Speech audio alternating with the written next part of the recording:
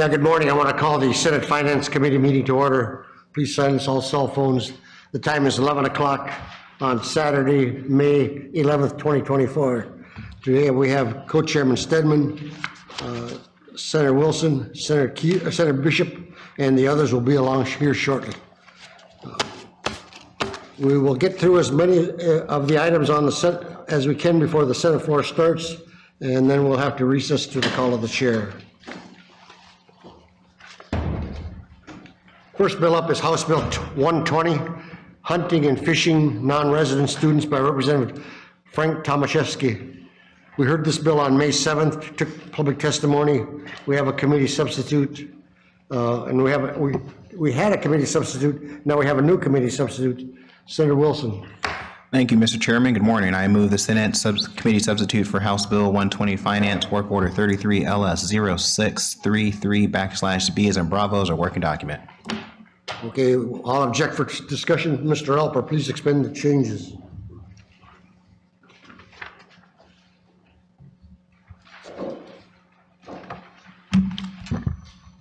Good morning, Mr. Chairman. Hello. My name is Ken Alper. I'm staff to Senator Olson. You have before you the B version of House Bill 120. This bill was first heard a couple of months ago on March 7th. So to refresh the committee's memories, this was brought forth for the purpose of offering hunting and fishing licenses at the resident rate for non-resident students. There was a pretty robust conversation at the table led by Senator Bishop, who asked a lot of questions about how that might apply to seniors and non-American alien students. He submitted amendments which were incorporated into the committee substitute before you. So what you have now in section 2 of the bill is the language expanded a bit so that a non-resident alien student would also get a hunting and fishing license at the resident rate, and a non-resident student over 60 years of age would receive the free fishing and hunting licenses currently offered to Alaska residents who are 60 years of age or older. Other than that, Mr. Chairman, no changes were made to the bill. Okay. I'll go ahead and remove my objection. We have version B before us. Any discussion by members of the committee of this bill? Does the sponsor's representative want to say anything? What? Identify yourself for the record and go ahead with your brief presentation so we can get a vote on it. Through the chair, Senator Olson and members of the House Finance Committee, we concur with all the changes and look forward to having this bill moved. Thank you. Just to make sure you know where you're at. We're in the Senate Finance Committee. Sorry. That's fine. Senate Just wanna, Finance. before Senator Stedman put your head off, don't confuse us, please. Okay, Senator Wilson. Thank you, Mr. Chairman. And I want to thank that member from the other body in his office. I move the Senate Committee Substitute for House Bill 120 Finance Work Order 33 LS 0633/B from committee with individual recommendation and fiscal note.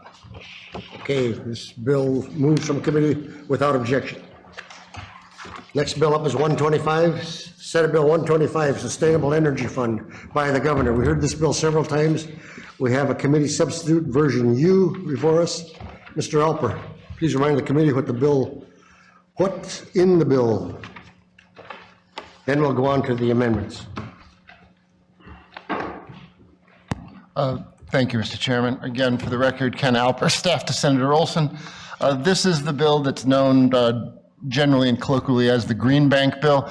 It sets up a subsidiary corporation within the Alaska Housing Finance Corporation for the purpose of lending money for renewable energy projects and that sort of thing. A number of amendments were made in committee as far as language and removing a separate fund that would have required capitalization to keep the fiscal note under control. But the bill is pretty straightforward at this point. It gets the Alaska Housing Finance Corporation into the business of sustainable energy support through lending programs. And do we have any opponents to the bill, or anybody opposing the bill? Mr. Chairman, to my knowledge, I don't believe there are any opponents. I'm sure they're out there, but they have not made their presence known to me personally. Okay, we'll take it at ease.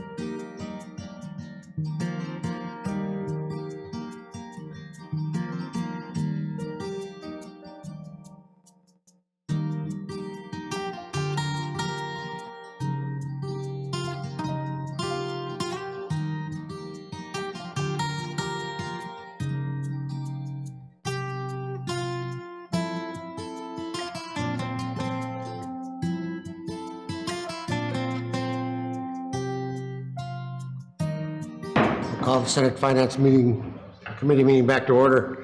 We're up to the amendments. Senator Keel. Thank you, Mr. Chairman. I move amendment number 1, which is U.2. Okay, and I will object for discussion. Senator Keel, please explain what the amendment does. Thank you, Mr. Chairman. This is a little adjustment to the scope of the bill, makes it more of a financing bill generally. But this has to do with commercial fishing loans from the Commercial Fishing Revolving Loan Fund. That's a long-standing fund. It's done a lot of good for Alaskans to finance commercial fishing boats and businesses, small family businesses in our state. The total fund's about $135 million. It has at present about $36 million in it. It generally lends at, I believe it's 2 points above the prime rate, which right now puts those rates very, very high.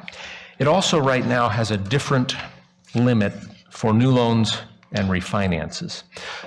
New loans are $400,000, a refi is set at 2. Mr. Chairman, the commercial fishing industry is in crisis. Things have been in free fall.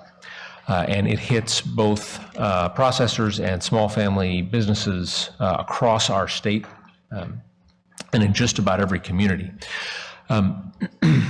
What this amendment would do is just for a 3-year period, it would allow commercial fishermen to refinance loans on the same sorts of things that the Commercial Fishing Revolving Loan Fund already lends on, no change in the scope. Refinance at $400,000, or up to, $400,000, and it would set the interest rate, again, just for the 3-year period, at 5.25%, which is, we know, a sustainable level for the fund because during the low interest rates in the last several years ago, that was the rate for a time, 5.25%. Sure. Mr. Chairman, the biggest single impact is going to be to Alaskan fishing families. There are some of the processors who have helped with the interest rates being so high right now, who've helped fishing families with loans.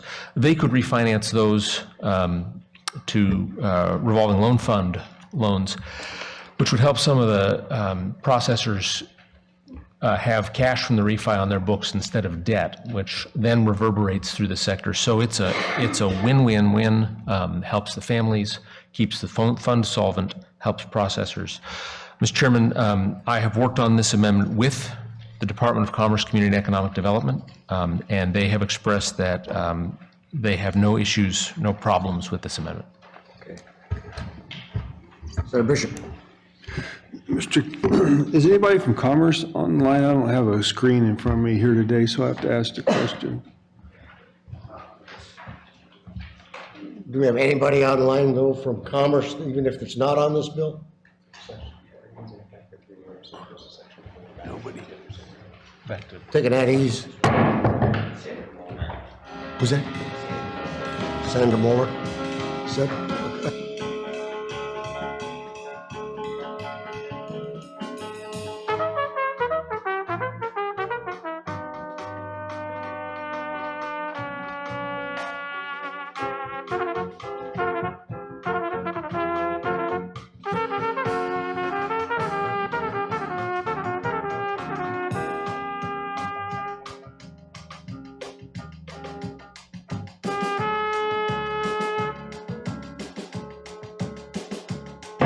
Call the Senate Finance Committee meeting back to order. Ms. Mueller, are you on, ma'am? From Commerce? Good morning, Mr. Chair. Yes, I am. Thanks very much for being on. We have I realize you're not here for this particular bill, but we have a question for the department, if you could answer it, or at least attempt to answer it. We have actually 2 questions, one from Senator Bishop and one from Senator Stedman. I'm going to thank you, Mr. Chairman. I'll just throw the question out there to Senator Keel, and if he needs a lifeline.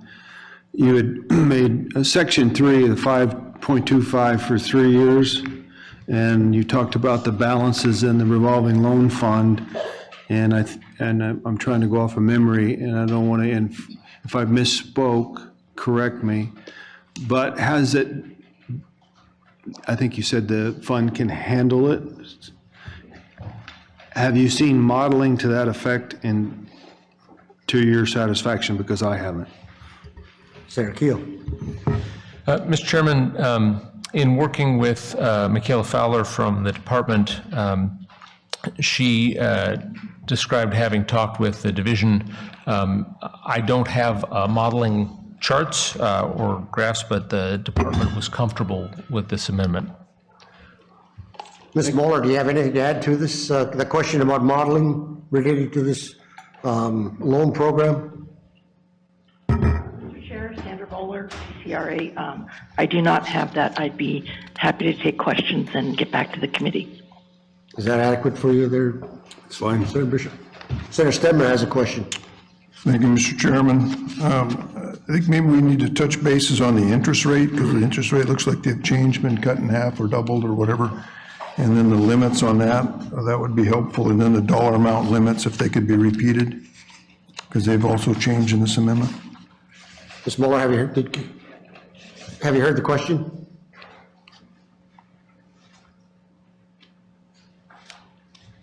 Yes, Mr. Chair, you're looking for what the dollar amounts and the interest rate changes are?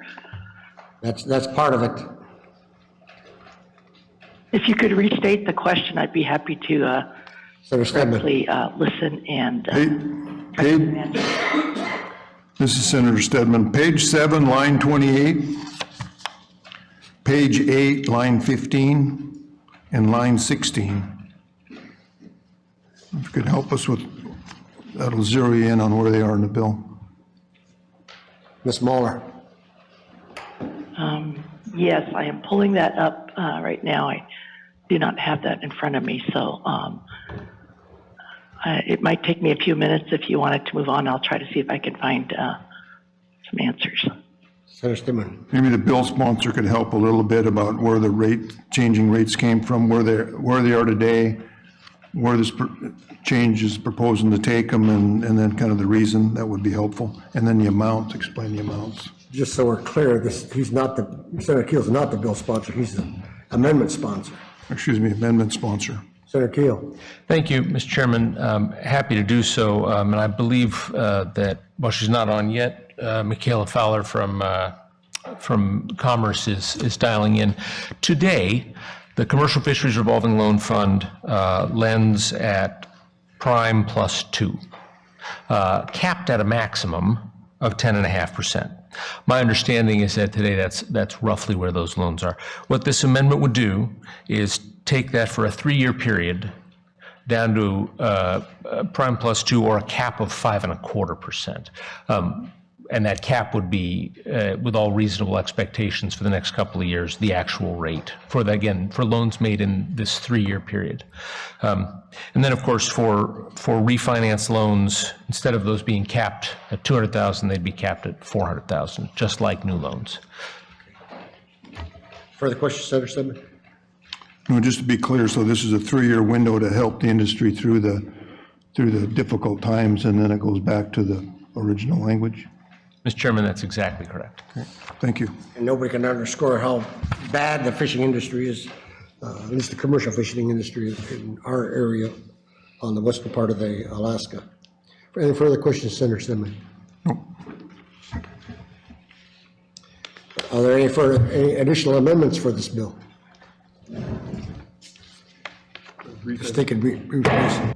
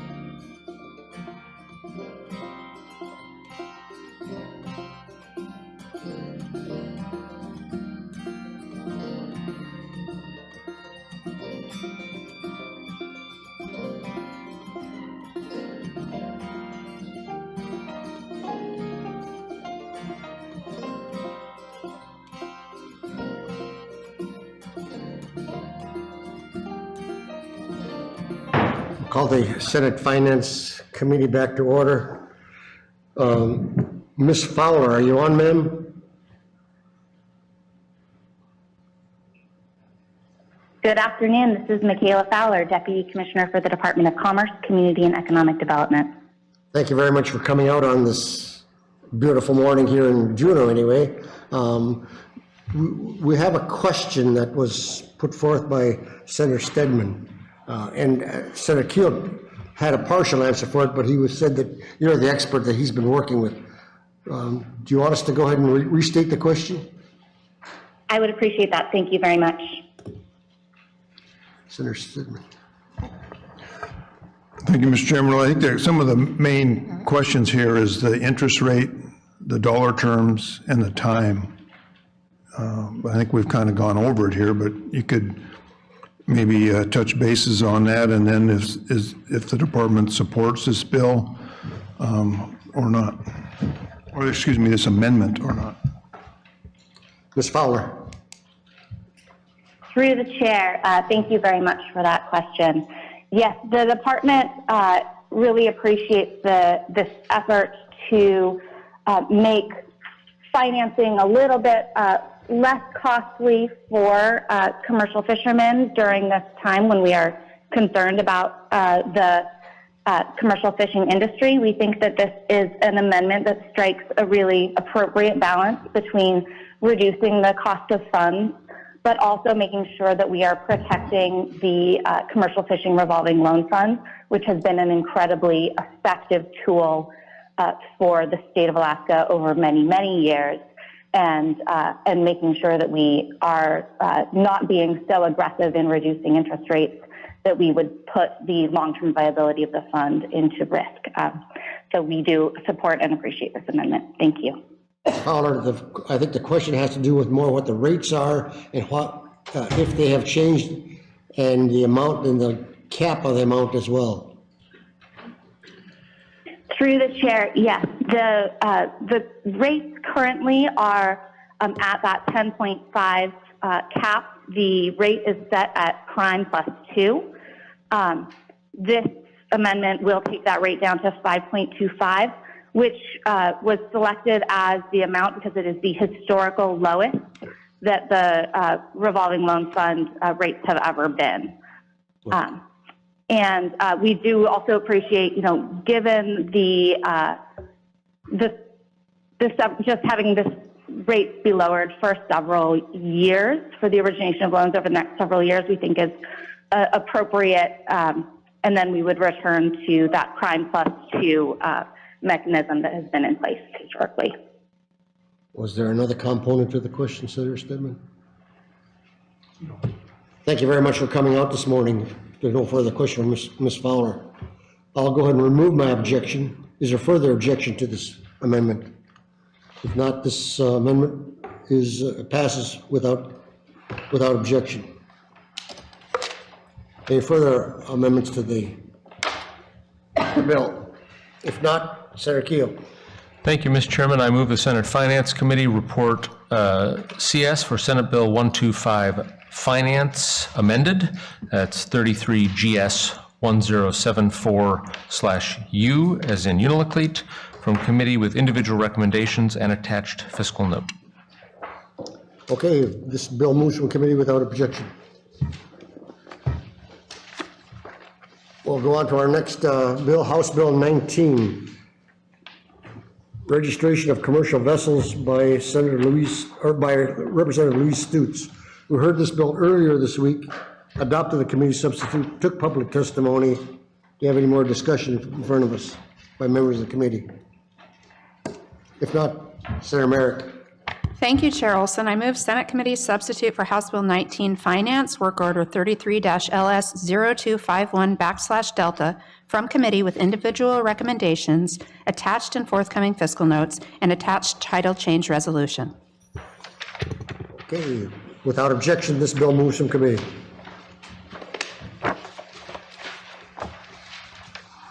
We're taking that ease.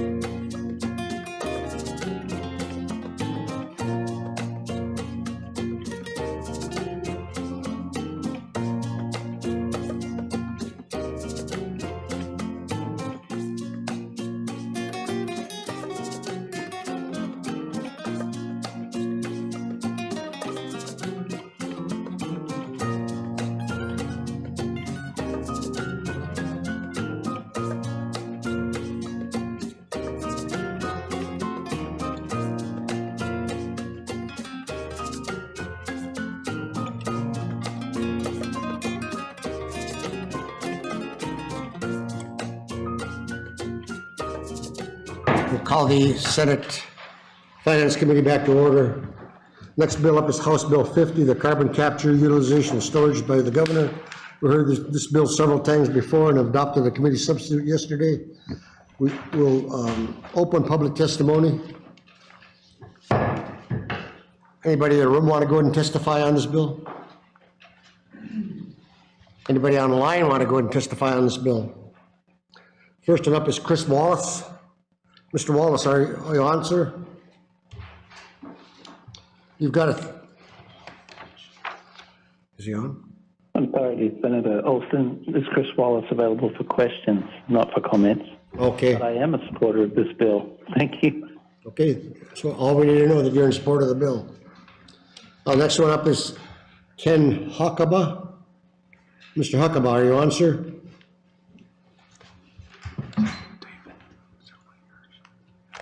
Is he on? Last call for Ken Huckabee. Yes, sir. Sorry, I had to mute it muted to keep the dogs from barking. Okay, you've got 3 minutes to go ahead and give your testimony. Thank you. I'm testifying in strong opposition to HB 50. There are costs and hazards that have not been covered adequately or even discussed or brought up because it's been one-sided testimony invited. It's advertised that there's a strong case for market for Asia's sequester here. They couldn't do this anywhere, and they were trying to do it at home in Japan until seismic issues arose. We've been told this is safe. They stopped doing it because the issues arose, and we have a fault system here around Cook Inlet. Are our homes, highways, hospitals, bridges, and our lives less valuable than Japanese lives? And we're bringing in evidence of that in the Slovit and Slipner field. They're lifting and fracturing a 900-foot thick cap rock, and they're having issues there. And the CO2 is escaping in formations unforetold and unforeseen. The Gorgon field in Western Australia, they're well over $1 billion into this thing, and they're a third of capacity. So this is all speculative, and the risks are real. And it's not all, I'm not speculating the risk by the Japanese wanting to put the gas under our ground rather than themselves. They're stating the risk exists. The revenue for carbon capture is a sales pitch. They come from two major sources, from Asia, as we talked about before. And what I'd like to say, they're going to fold the cost of these carbons on top of their goods and services they sell. We buy 80% of their stuff. We will pay these directly as Americans. The other part is from carbon credits. We saw the lunch and learn by Senator Giesel. It was a foreign company, Australian company, one-third owned by the Chinese. And their business model for this investment is to harvest 45Q credits. That's the only thing stated as a revenue source. We have a W-2 form. We'll pay that, and that money will go out to the Australians and to the Chinese. It just almost borders on sedition.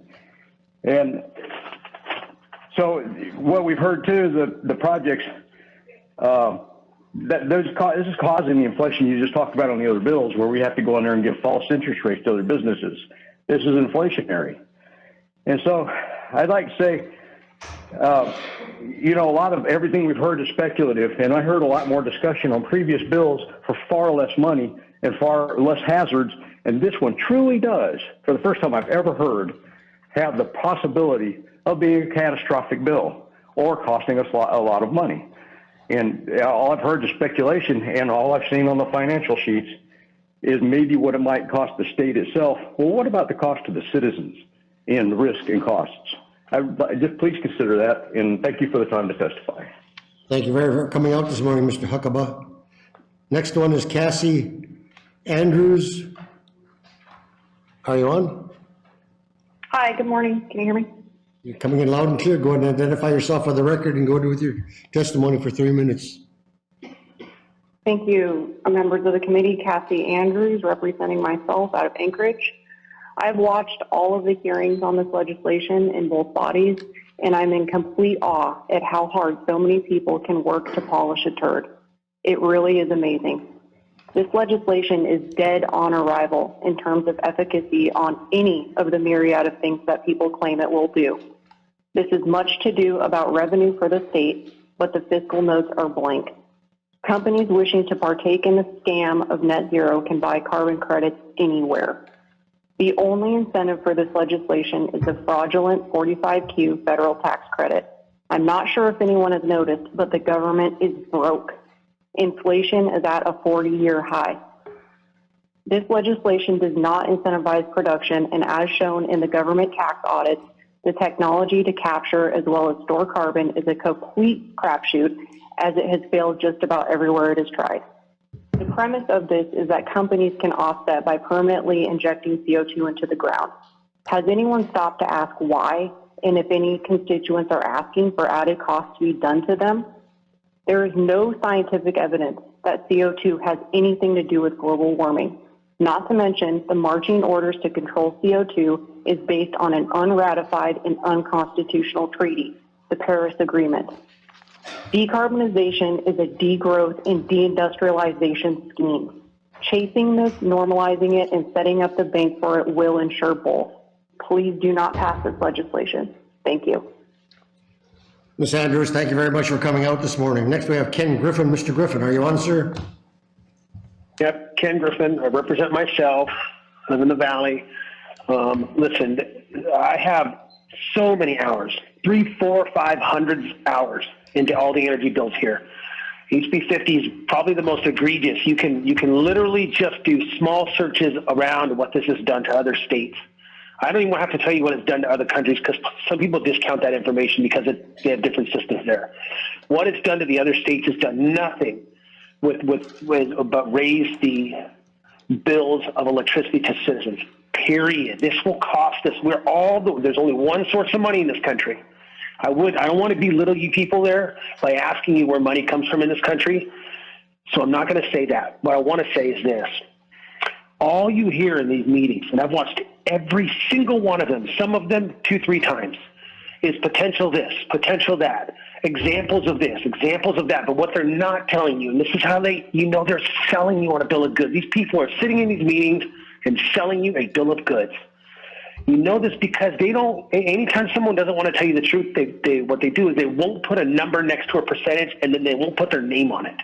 The two most dangerous things about this, besides the financial stuff, I'm not even going to get into that, because as the last people said, they were right on, is one, why would the state put something in the ground and take permanent liability for it? Think about that. Permanent liability. A liability forever. Nobody would do that. None of these people that are selling you this are willing to put their assets on the line with their name next to it in case there's an escapement. But they sure do run around acting like there has been no escapement. And that's totally untrue. There have been escapements. And they make small statements like, oh, you just put it, folks, it's just what you put in your beer. Yeah, maybe in microscopic amounts, but not in the form of gigatons. Okay? You can't even get equipment near this stuff when there's a release, and there's no way to turn it off. Equipment won't run when you get near because there's no oxygen. And there have been releases. There has been seismic activity all over the place. Most of this stuff is completely unfounded. And we want to take as a state on the liability permanently forever? That's insanity. Nobody would do that. Not to mention, as a couple other people have already said, when you think of revenue when it comes to this, all of the projects, not a few, not most, all of them have completely underperformed by 50 to 60. Some of them have underperformed by 70%. So when they're selling you on all this revenue the state's going to get, which literally comes at the cost of the citizen, we have to pay that bill because I'll be paying the tariffs from Japan just like I pay the tariffs on Irish spotted that come here. Okay? We will be the one paying that. When they sell you on all this revenue and it doesn't meet the goal line, you have to know who's going to pay that bill. And I'll say this in closing. I know there's a lot of you people in this room that don't want to vote for this, but you're afraid of what the governor's going to do to the projects that you have going on. And you're afraid he's going to use his red pen on you. But there's a separation of powers for a reason. This is a defunct bill. It has not worked anywhere. And other senators that I've talked to from other states have said we should have ran from this when we had the opportunity. We never should have done this. And I've talked to 8 other senators from other states who've all been just obliterated by this. This will obliterate it. Please do not pass HB 50. Thank you for your time. Mr. Griffin, thank you very much for coming out this morning. We have 2 other people from the Department of Natural Resources and the Department of Revenue that are here for questions only. Does anybody have any questions for those two departments? If not, Mr. Clifton from the Department of Natural Resources, are you in favor, is the department in favor of the bill or not?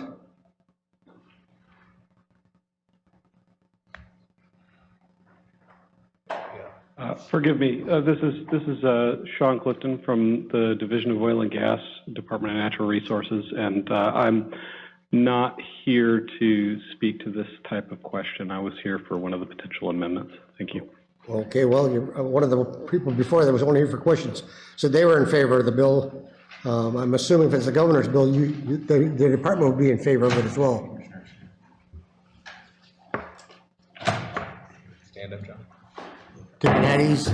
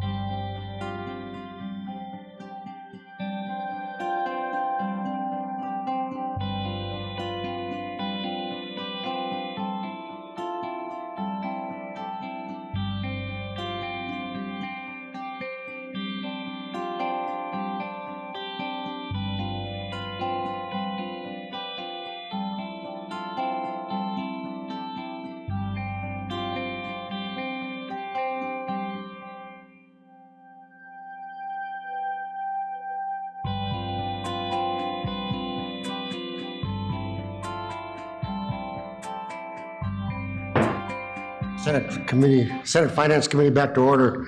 We just had somebody call in for public testimony, and is that Lydia Shoemaker? Ms. Shoemaker, are you on, ma'am? Yeah, hi, this is Lydia in Wasilla for myself. Yeah, go ahead with your 3 minutes of testimony, please. Thank you. I am calling up against this HB 50 overall. The financial notes make no sense. The fact that this has even passed as many committees as it has, it boggles my brain. I know that there's been some discussion on it needing to happen, which is also false information. It does not need to happen. Overall, this bill leaves Alaskan citizens open to a lot of bad things in the future. Sorry, I'm sick, so I'm trying to get my breath. But it leaves our kids and our grandkids open to things in the future that are a problem. There's been evidence around the globe that pressurizing CO2 and putting it below ground is not, in fact, safe or secure. Japan used to do CCS, and they no longer do. And instead of asking the right questions, which the basic question is, why would they stop doing it? It's just been pushed that Alaska should be doing it instead of Japan, and technically nobody should be doing it. The other point I want to make is that CCS is very unsafe. So when it leaks, and it does, as we've seen in Mississippi, Illinois, it removes all of the oxygen, so combustion engines can no longer run. So now you have a bunch of people or wildlife in an area where oxygen can't exist, and you're telling the Alaskan people that this is a safe procedure to do, but you can't even get emergency vehicles in to evacuate people when this fails. So people in Mississippi have been sick. They all went to the hospital for this, and that was a small leak. But we're talking about opening the entire state of Alaska up, and you want to say like, oh, it's people aren't going to be put in danger because this doesn't actually create any more jobs. I'm aware it doesn't create extra jobs, but you're still talking about all the wildlife that's in danger because they're not going to be rescued.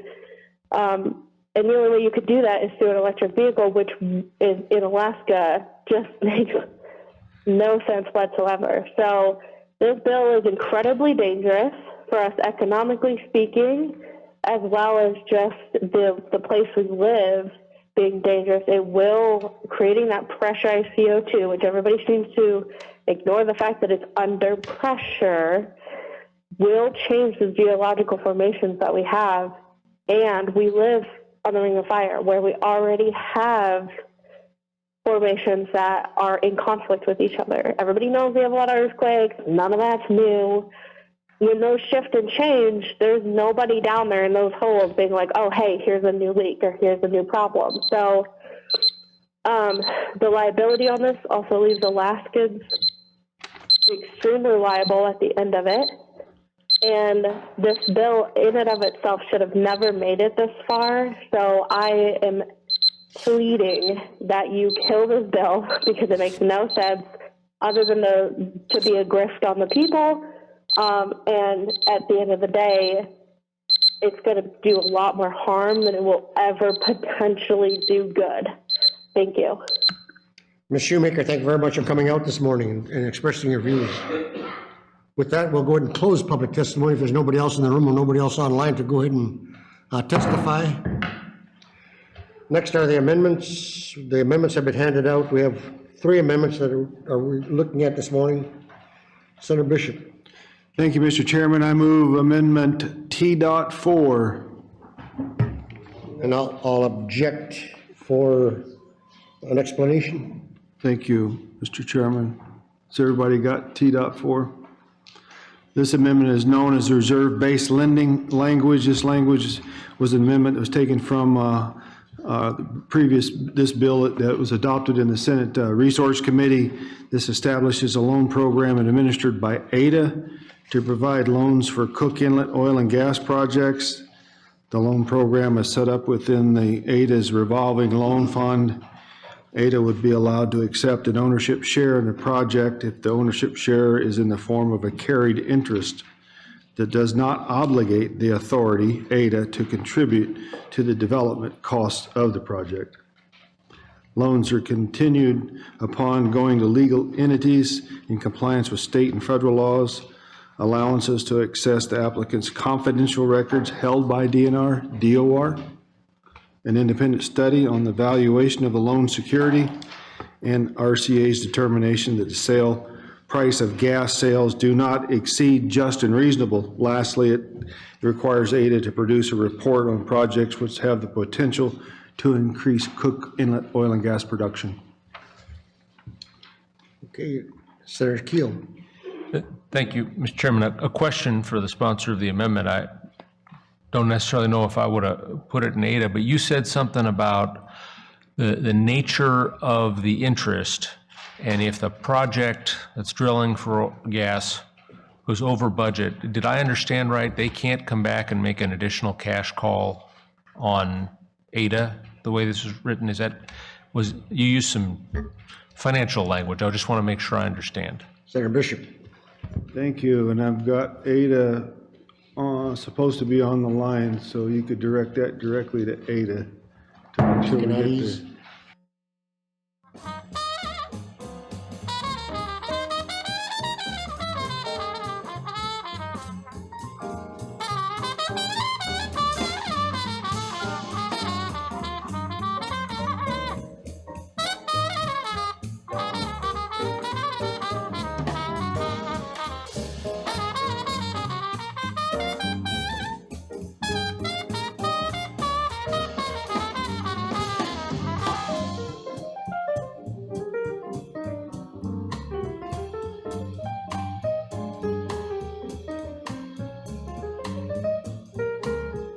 the Senate Finance meeting back to order. I'll just reiterate again, and I'll slow down, Senator Keel. ADA would be allowed to accept an ownership share in the project fund if the ownership share is in the form of carried interest that does not obligate the authority to contribute to the development cost of the project. Senator Keel, does that answer your question? Thank you, Mr. Chairman. It does. Okay. Sometimes I need it a little slower. Okay. With that, I'll go ahead and remove my objection. Is there further objection to this amendment? If not, this amendment passes without objection. Amendment number 2, Senator Bishop. Thank you. I move amendment T.5. I'll object for purposes of explanation. Senator Bishop. Thank you, Mr. Chairman. Committee members, this language is from Senate Bill 69, the Governor's Bill on geothermal. This amendment is the same language as we passed out of Senate Resources.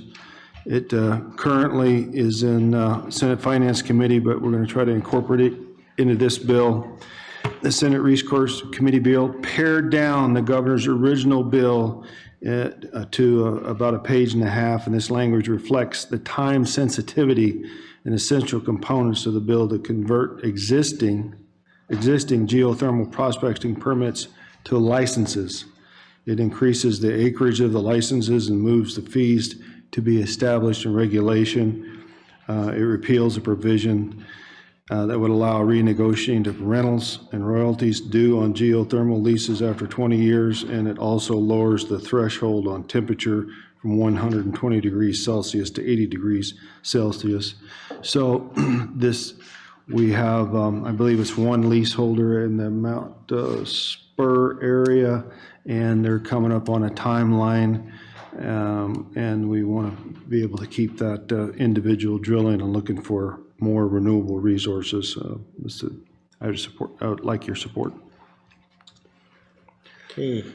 Any questions, members of the committee for Senator Bishop? If not, I'll go ahead and remove my objection. Is there further objection to the amendment number 2? If not, without this amendment is adopted without objection. Next amendment is amendment number 3, Senator Wilson. Thank you, Mr. Chair. I move amendment number 3, T.7.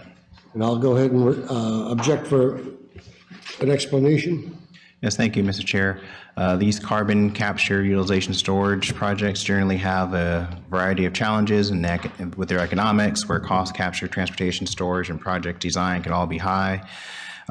This would return understanding that this amendment would restore the commercial terms coming out of Senate Resources from the 10 back down to the 2.5, $2.50. As the 10 would be the highest in the nation, and we just want to try to get the economics back to see what's possible. Okay. Any further questions by members of the committee for Senator Wilson? If not, I'll go ahead and remove my objection. Is there further objection to this amendment? If not, this amendment is approved without objection. We'll go ahead and set this bill aside. Addie?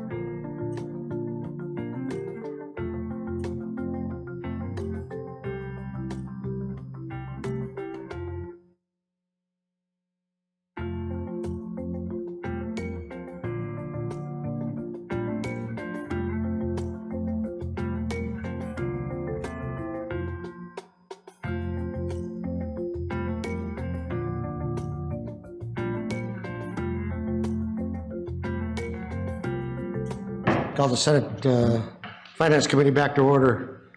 Before we set this bill aside, we now have a bill in front of us that has had 3 amendments to it. Would the department like to come on up and voice their opinion? Mr. Crowther. Deputy Commissioner Crowther, I should say. Do you need anybody else here with you, or? Chair Olson, I believe the commissioner may be online. I would just note we support the bill as amended with these 3 amendments. As amended? The 3 amendments that have just been adopted. Okay. Senator Keel. Mr. Chairman. Stay there if you would, Mr. Crowther. We got public testimony that talked a fair amount about a perception of geologic risk, of blowouts of CO2, of earthquakes. And I wondered if there was someone either from DNR, or I noticed there's a petroleum engineer from the Oil and Gas Conservation Commission on there. I know Resources talked about this, but because the public came in and had a significant concern, could we get a response to how this bill handles and minimizes or near zeros out, or does it, those risks? Deputy Commissioner Carruthers, do you want to comment on that, or do you want me to call on the commissioner? Or I'll call on him after you're done. Yes, Chair Olson, Senator Keel, through the chair, I'll provide a brief comment. Commissioner Boyle may wish to supplement, and the Alaska Oil and Gas Conservation Commission gentleman may have additional information to share. I would note we have discussed in prior committees, including through testimony from our Alaska state geologists and our Division of Geological and Geophysical Surveys, that have looked at the risk of induced seismicity, and that is because of the nature of the intended injection. That is not expected to be a concern at all. As we know, we have a seismically active basin in the Cook Inlet area. We've seen that seismic activity over geologic time and recent time, and the reservoirs in place there containing natural gas have remained intact.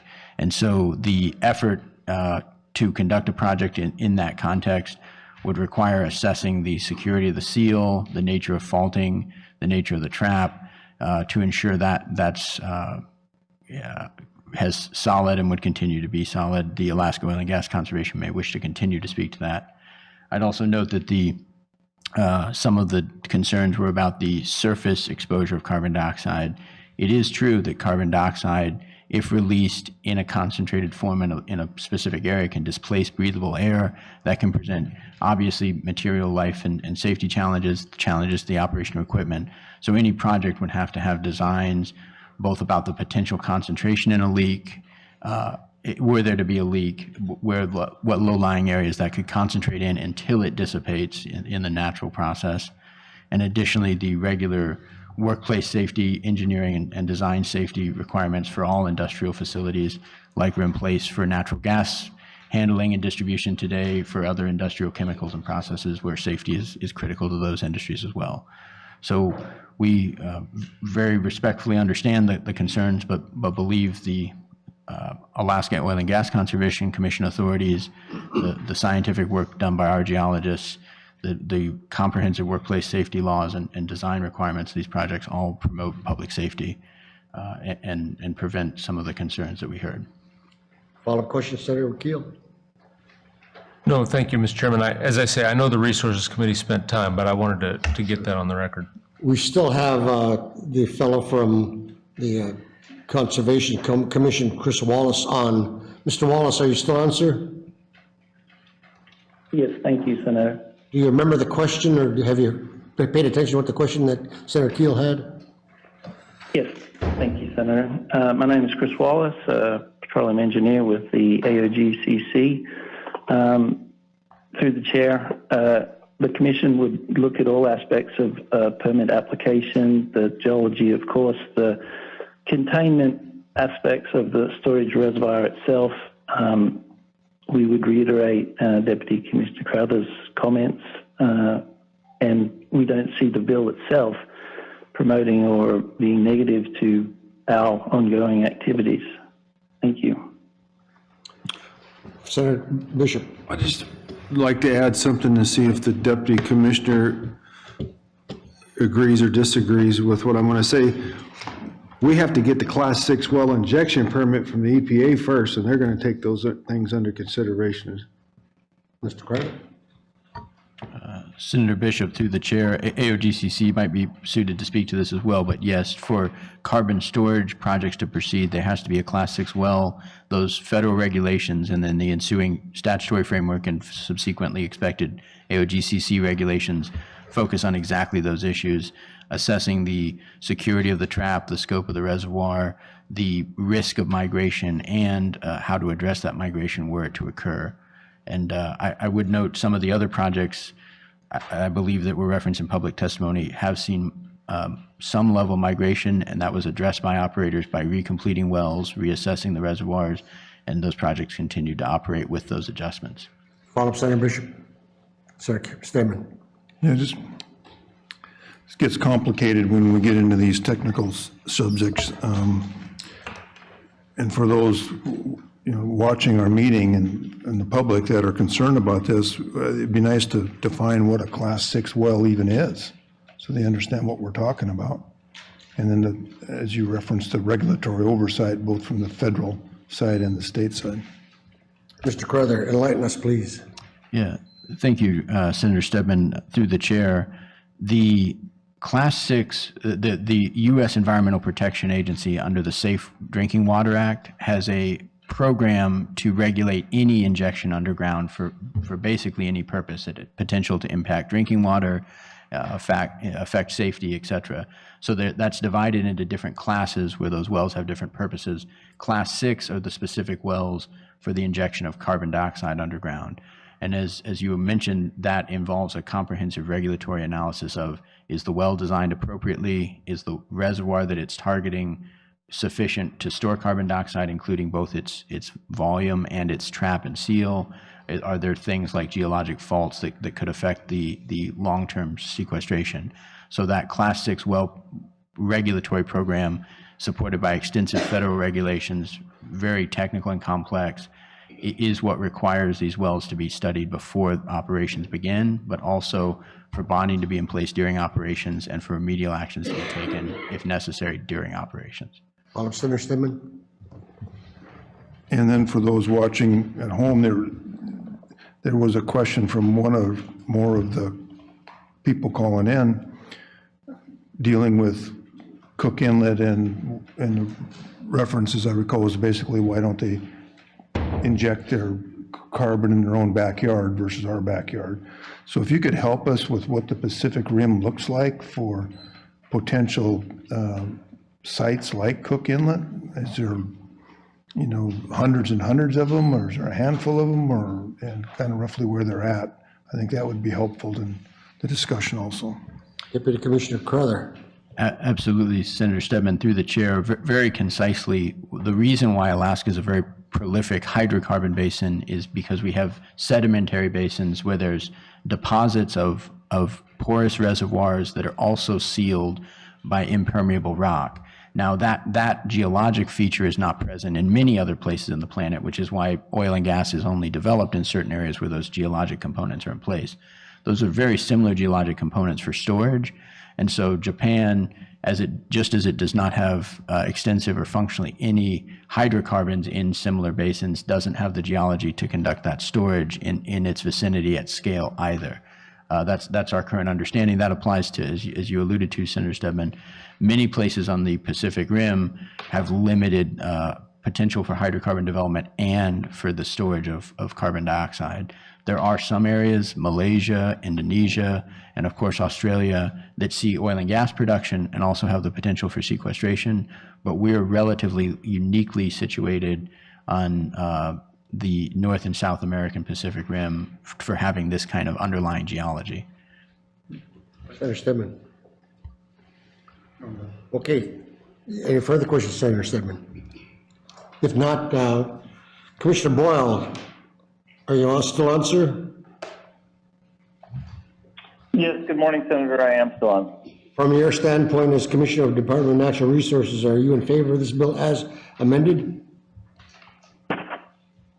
Yeah, thank you, Co-Chair Olson and members of the committee. I think in large part the department is satisfied with the bill as it is currently, although I do believe that the administration still possesses some concerns with Section 40 of the bill, which deals with the RCA and potential LNG import provision.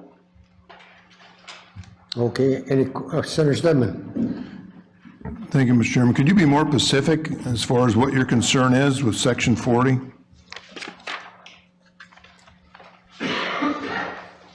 Yes, Senator Stedman, I'm going to turn that over to Deputy Commissioner Crowther because I believe he might be closer to some of the discussions around that. Deputy Commissioner Crowther, please help Senator Stedman with the Section 40 question. Yes, absolutely. Senator Stedman, through the chair, John Crowther for the record, and apologize for, as referencing earlier, I was speaking to the adoption of the 3 amendments. As the commissioner clarified, there still is the administration desire to discuss this Section 40. That Section 40 focuses on a provision that was introduced to the bill, not directly related to carbon capture and sequestration, but related to the administration of gas storage under the Regulatory Commission of Alaska. So it's not the specific expertise of the department. And I think what the commissioner wanted to convey was that the administration at a policy level wants to make sure that the language in this bill as it addresses the potential costs associated with natural gas storage is done so in a way that doesn't shift the status quo where those have to be considered by the Regulatory Commission but not definitively included or excluded. But I would defer further comment to the Regulatory Commission about the function of that provision. Further follow-up, Senator Stedman? Let's go to the Regulatory Commission and see what they have to say. The RCA on?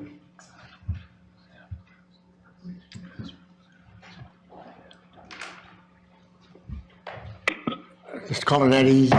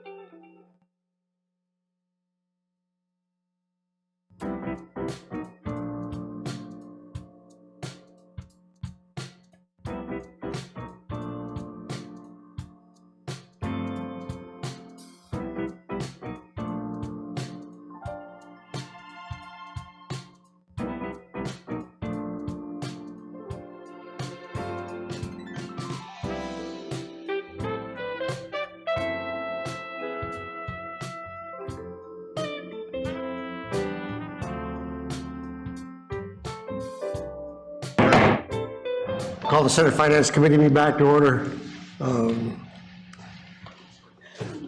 We have a question for the ICA. Ms. Alvey, are you on, ma'am?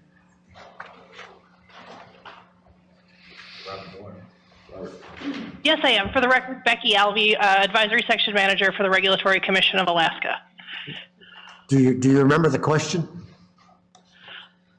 Could I have it repeated, please, sir? No problem. Senator Stedman. I'd like to know what your opinion is on the bill itself as amended, and then if you had any comments on section 40. And if not prepared, that's fine. We'll have this bill up later anyway. Through the chair, Senator Stedman, we have seen section 40 in a bill through the House, through the other body, with a similar provision related to rate making, and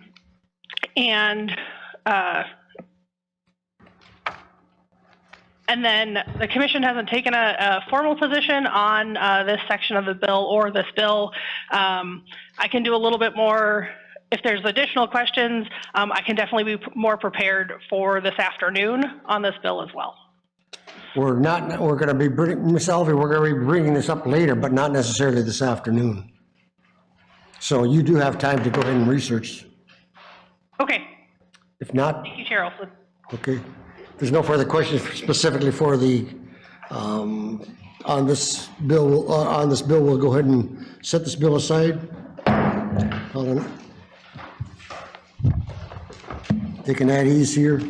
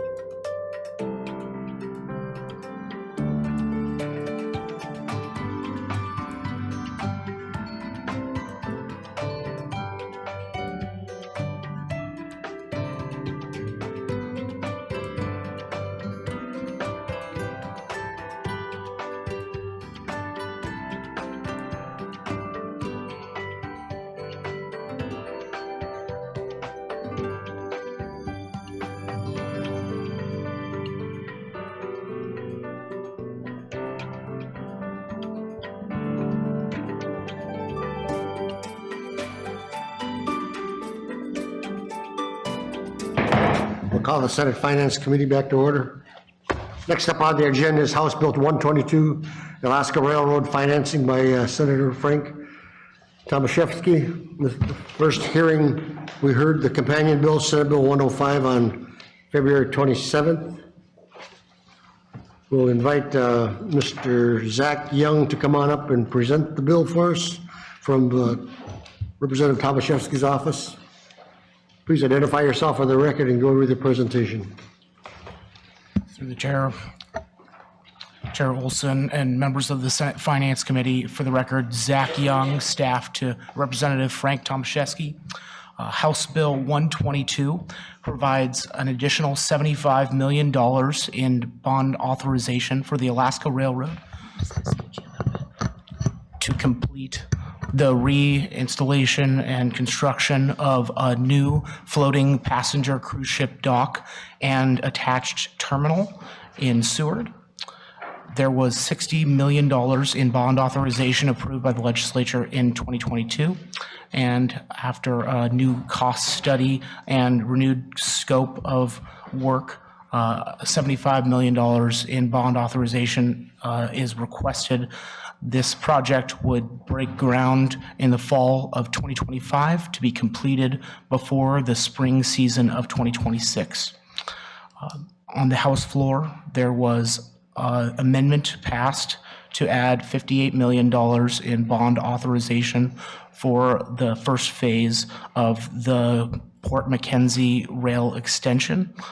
The state legislature has appropriated unrestricted general funds in the past in the amount of around $180 million, but this was never completed. There was some rail bed laid, gravel bed, but there was never a full completion.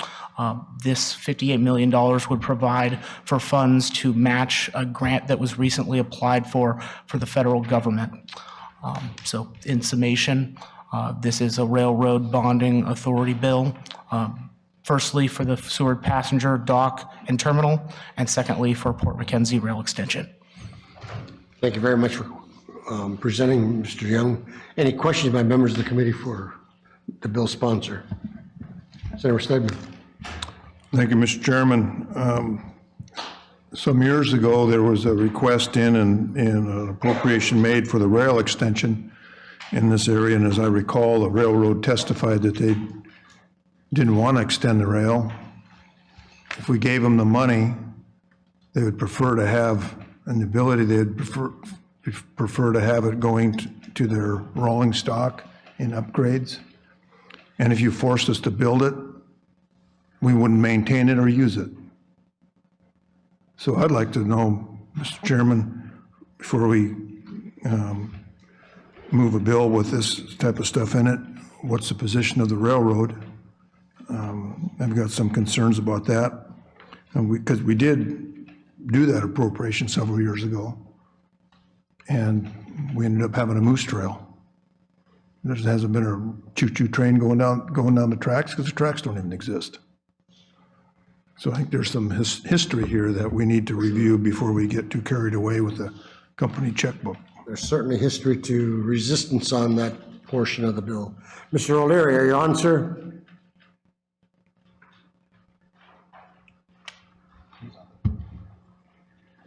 Yes, Mr. Chairman, I am.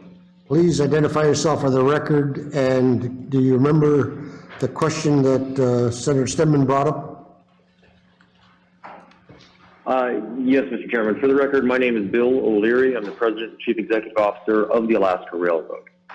And I believe the reference that Senator Stedman brought up related to, I believe, my predecessor, who, when he was discussing the benefits of this particular project being funded by the legislature, he was responding to the question if you could spend whatever the amount of money was at that time anywhere on the railroad, would this be where you spent it? And I believe his response related to putting things into the existing infrastructure. All that said, the railroad is supportive of the Port McKenzie rail extension project and about rail extensions in general. We think that rail and rail infrastructure is key to unlocking many parts of Alaska and some of the resources that are otherwise trapped, and it could be really a key part in helping to move the Alaskan economy forward. The Port McKenzie rail extension, as envisioned, is roughly a $275 million project to complete it. That's in addition to the, I believe, $184 million that has been appropriated by the state legislature previously. And certainly we have applied or are in the process of applying for a federal CRISI grant that will be going in later on this month that will have a match requirement associated with it. So this bond authorization would certainly give a tool in the tool belt, so to speak, but the railroad has been very clear that there would be a need for customers to be identified that would utilize this new piece of infrastructure before any kind of debt could certainly be issued by the railroad. I mean, and that's just, that's not any level of intransigence on the railroad's part. That's just the fact of being able to issue revenue bonds in support of things. They're going, the bondholders would need to see where those revenues are going to come from. So, at this, you could use a number of different assumptions, but $58 million worth of bonds is, in today's market, comes out to somewhere around $4.5 million worth of debt service per year. So that would be, walking around numbers, the target that you would need of free cash flow to be from customers on that new piece of infrastructure before something like this could be bonded for. Mr. O'Leary, I think one of the concerns that we have, and having been here for a number of years, is that you've got $275 million that's going to be slated for the railroad extension over at Port McKenzie, but then you also got the Port McKenzie port that needs to be developed in order for there to be customers there, and that's another expense that's going to be going in, and so that's what makes us look at it from a pretty skeptical eye from our standpoint. Is that what part am I missing here? Through the chair, so the Port McKenzie itself, the actual port, of course, is owned by the Matsu Borough. So I really couldn't speak to the condition of that port or what may or may not be needed to make that marketable for customers. And the concern we have here is that you've got a port right across the waterway, less than a mile or two away, that's going to be competing for what's going on over on the Anchorage port. And we know some of the issues we've had with the Port of Anchorage that has gone down the wrong track on a couple of occasions. Well, we have a question from Senator Stedman. Just like on the beginning of the bill, we talk about a dock expansion to facilitate cruise ships. So do you have customers standing by for this facility? Because apparently there isn't any on the section we just talked about. So what's the status of the other dock that you're wanting to upgrade as far as customers to help pay for this debt service? Mr. O'Leary. Through the chair, Senator Stedman, yes, absolutely. We have customers. The arrangement or the deal, such as it is, that we are proposing at this point, is to be working with our anchor tenant, which is Royal Caribbean Group, who has been calling on the Seward passenger dock for over 20 years.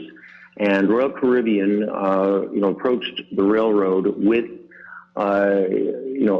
effectively a real estate transaction where we would be they will be working with the Seward Company to have the construction of the new passenger dock and terminal in Seward and the demolition of the existing dock, which is at the end of its useful life.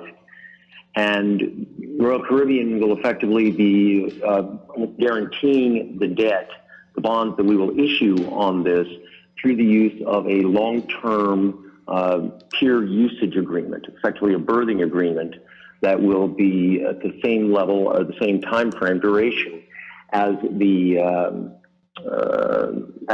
bonds, currently envisioned as a 30-year agreement, which will match up with the 30-year term of the bonds. Thank you. Stedman. No, Senator Wilson. Thank you, Mr. Chair. Just want to just remind folks that I think that the difference between the Anchorage and the Matsu port are one's Anchorage is more food, goods and services, where the port in out in Point McKenzie is more of a resource port, if you will, to help move resources out of the state of Alaska was the intention of that port. And, I just wondering, have a question, I guess, to Mr. O'Leary on, he made mention of a funding opportunity. Do you know when that funding opportunity or that award will be announced? And just wondering if it'd be better just to put conditional language in here, authorizing this bond, these bonds, if and when that might be awarded. Mr. O'Leary. To the chair, Senator Wilson. So the grant application is due by the end of May, and our estimate or guesstimate is that the awards will be announced prior to the November election. So our walking around guess right now is probably in the later September or October timeframe. Senator Wilson? Yes, and upon award, when would the match need to be awarded to be eligible for the grant? Mr. O'Leary? Through the chair, Senator Wilson. So, of course, the match would be necessary as we were moving forward to begin the construction of this, but it would most likely be, assuming there were, the match itself would be necessary before construction would begin. If construction were to begin in 2025, summer of 2025, you would certainly need the match money before then. If bonds were to be used as bond funds were to be used as the match, you would, need to have issued those bonds in the, 2025 timeframe. So just one. Senator Wilson? So we're not going to be awarded until winter, and so you wouldn't start construction till about springtime. And so there would be still a chance that the following legislature could still issue bonds in a time frame that would be suitable to complete projects if awarded the grant. Mr. O'Leary? Through the chair, Senator Wilson, that's my understanding at this particular point. I don't think there's been any detailed construction schedule put out there at this point, just for the simple reason the funding is still very much in question. All right, thank you. Senator Stedman. Just for clarity, I don't know if I heard you correctly. So what you're telling me, you apply for a grant, you get it awarded in November, you have to have the match almost instantly to execute the grant, or you lose the grant? What's the time frame on the grant? Mr. O'Leary? To the chair, Senator Stedman, so the grant would be awarded, as I understand it, in perhaps the September-October timeframe, and I believe before we would be able to actually execute the grant, we would have to be able to demonstrate where the matching funds would have to come from. So if that were the case, and again, there's a number of different, ways those matching funds could be derived, but if they were to be derived from bonds, the bonds would have to be sold, and the cash would have to be in hand certainly before we would be able to move forward with the project. Senator Stedman. That's not the question. You get a grant. What's the time frame you have to come up with the match money before you lose your grant? Mr. O'Leary? To the chair, Senator Stedman, I'm not entirely clear. We do have our chief engineer, Brian Lindemood, who is actually involved in the preparation of the grant. Normally these grants are for, an extended period of time. I mean, you have to have them awarded and in place within 5 years, but if it's acceptable to the committee, I'd ask Brian Lindemood to comment. Senator Stedman. No, I think that's the point. I think you need to be clear when we're asking you questions. You recognize that, we deal with a lot of this stuff. I don't think the question was too vague. There is a time frame, and you referenced possibly 5 years, seems reasonable, that you would be awarded a grant and then you've got 5 years to execute that grant. It would be abnormal for you to get a grant in November and have to have the cash on the table in December. That's the point. And the concern is that if we get a grant for a infrastructure project, that entity comes to the state for assistance. We want to look at the project and we want to go through it. And in this case, it looks like we would have the time, like we have the time on all the other grants. I mean, we're dealing with sizable grants here. The GRIP grant, we're working on it this winter. We'll be working a financial package next winter. And there'll be another possibly significant grant on the intertie that would be awarded here in several months, where we'd need maybe up to $300 million. So I think, Mr. Chairman, we have time to deal with this. I think we ought to take a look at changing this bill as it lays in front of us. Mr. O'Leary, thank you very much for coming out this morning. Senator Bishop. Oh, I couldn't let it go. We haven't said anything about the northern rail extension. So I just want to keep that on the record as we're having this conversation. Thank you very much for bringing that up. If not, we're going to open up the public testimony now. Anybody in the room want to go and testify on House Bill 122? Seeing no one in the room, anybody online want to testify on House Bill 122, the Alaska Railroad financing by Representative Chomashewski? If not, we'll go ahead and close public testimony. Any further discussion by members of the committee on this bill? Senator Wilson. Yeah, thank you. Just a question on why the Alaska Railroad, there's another port sort of expansion in terms of rail extension in Whittier, and just wondering why they chose Seward as to partner with instead of working with corporations that's working out of Whittier. Mr. O'Leary, are you still on, sir? I am, Mr. Chairman. Did you hear the question from Senator Wilson? Yes, I did. Through the chair, Senator Wilson. So we are actually, of course, in Seward simply replacing an existing Alaska Railroad asset at this point.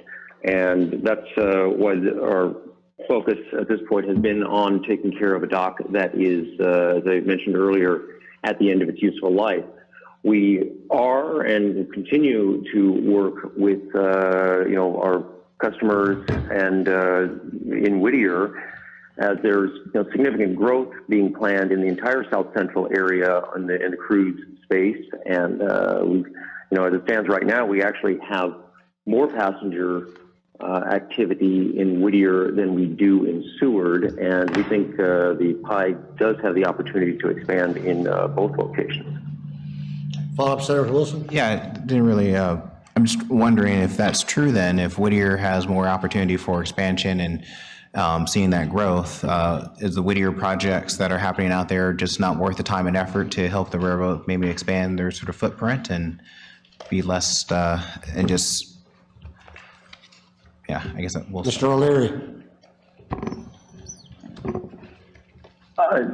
Through the chair, Senator Wilson, I'm not sure I understood the question. I mean, as I said, we're very interested in continuing to work with the private corporation that is building the dock in Whittier. We are working with them. We're working with our existing customers in Whittier at this point. Really to, again, the next, it's trying to understand their needs going forward here as this new infrastructure comes online. Is that answering your question? Do you want to clear up the comment? Okay, Senator Stedman has a question. Yeah, just kind of more of a comment, Mr. Chairman. We've got the Northern Rail extension that's been mentioned. We got the Whittier Port. We know that could use some extension. We got the dock in Seward. We got the Port McKenzie. I think next winter we should have the railroad come to the Finance Committee and lay out rail expansion opportunities around the state, and also ask them to prioritize from their viewpoint which ones they want to build so we get the maximum bang for our economic dollar. I think the committee would be receptive to expanding the rail in all those directions.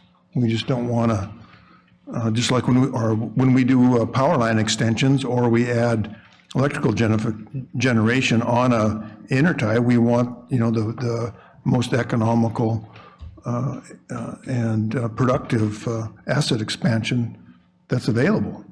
I think we should ask Mr. Leary to do that. I totally agree. Mr. Leary, are you open to an invitation to come on down and give us your priorities sometime during the next session? Through the chair, we would be delighted to do that. I think that would be very useful on a lot of different fronts. Okay, thank you very much. Any further comments by members of the committee on House Bill 122? If not, we'll go ahead and set this bill aside. We'll recess to the call of the chair.